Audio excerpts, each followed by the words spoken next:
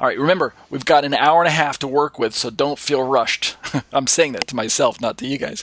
All right, so the first thing I've got, the first video, if I were to click on these right now in the live study, in this link from my website, it'll actually launch the video in a separate tab on my browser, but that's going to take a lot of work from my browser. So instead I've got the videos, the actual video file on my computer here. So let's try that. All right, so those of you with me in live class, I hope you can hear this. You should be able to. I'm going to play the video, and then after the video's over, I'll go over to this tab, and you can see it's the same heading as the video title. This is the notes from the video, basically, and we'll talk about the topic for 5 minutes or so. We don't spend a whole show talking about one video. Save some of your comments for the rest. Okay, so let's try that. All right, you guys ready? First video. Here we go. If you ask your average Christian, who is Israel and who is the church, typically you'll find that they believe that the church and Israel are two separate entities.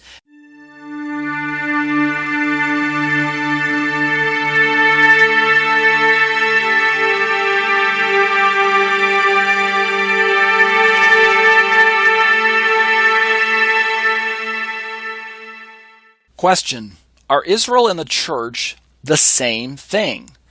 Does God still have a plan for Israel? Shalom, shalom. You're listening to Short Questions, Short Answers, a Shomer Mitzvot mini-series. Let's look at a short answer, right? To this question, are Israel and the church the same thing? Does God still have a plan for Israel? Two questions. Here's my answers. Short answer. All right. I'll answer the two questions head on, and then attempt to substantiate my answers from the text, from the Bible, of course. All right. First question says, are Israel and the church the same thing? Answer: well, yes and no. All right. Yes and no. Israel, in my opinion, exists on two levels. The two levels are national Israel and remnant Israel. And I'll explain all that a little later. But for now, in my short answer, I think that's how I approach the question. That's how I understand the text. The church actually exists, I go on to say, within remnant Israel. And remnant Israel itself exists within national Israel. Got a bit of a nesting going on. Right, one is within the other, which is within another. I'll flesh this out with verses below, so don't worry if you're a bit confused right now.